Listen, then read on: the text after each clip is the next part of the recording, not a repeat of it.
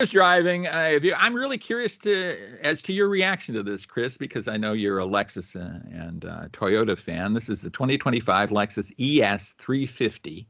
This vehicle has so many names, it's going to take me a while to go through them. It is in F Sport handling trim, but it is a black line special edition.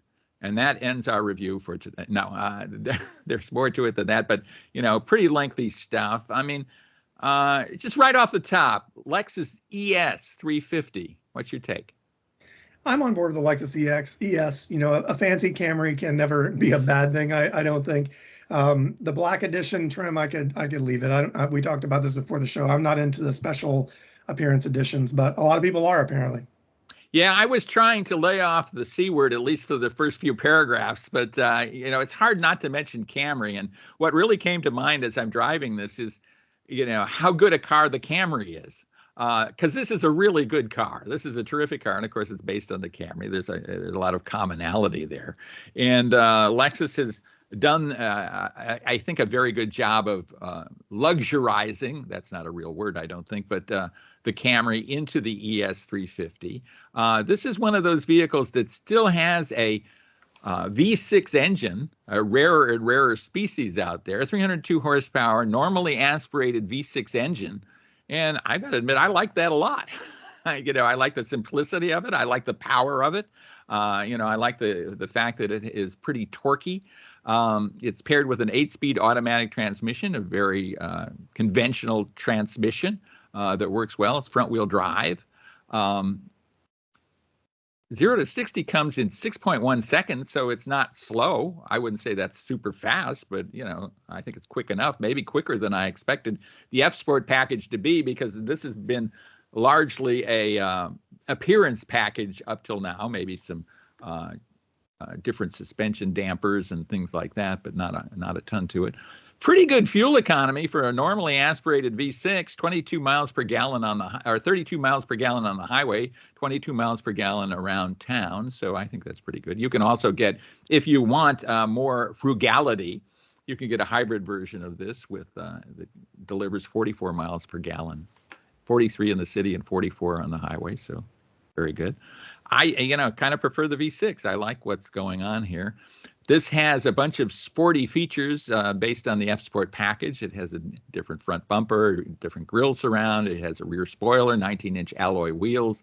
So that's good. Then it has this black line special edition package. You've already signaled the fact that you're not all that on board with that.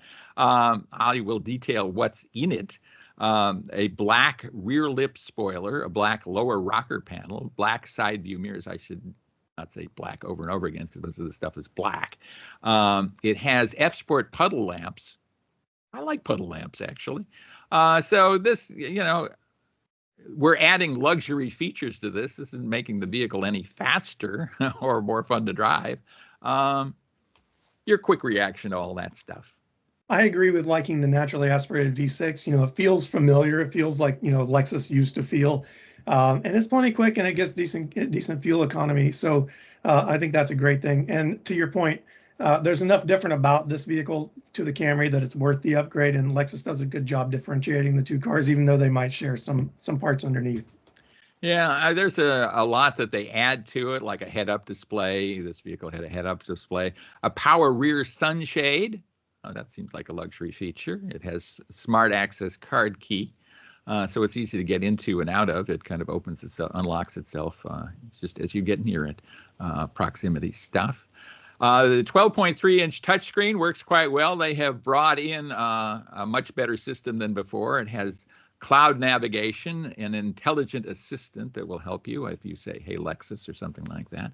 It'll help you with destinations in a 3-year trial. So a lot of comfort and convenience stuff. It has a panoramic view monitor, so it's fairly easy to park. That's helpful. I use that all the time. Do you use backup camera and those view monitors when you're backing up, Chris? I do use them, but I don't rely on them alone. Yes, well, that's probably wise. My wife is always amazed that I'm just more relying on the rear view camera than I am looking around back, but that's because she drives a 25-year-old car that doesn't have that stuff. So there you go. The seats are trimmed in a New Lux, which is a synthetic leather. They are heated and ventilated up front. There's a driver's seat memory function, so you're going to like that. A heated leather steering wheel. I'm a big fan of the heated steering wheel. I bet you, living in Maine, are also a fan of that thing.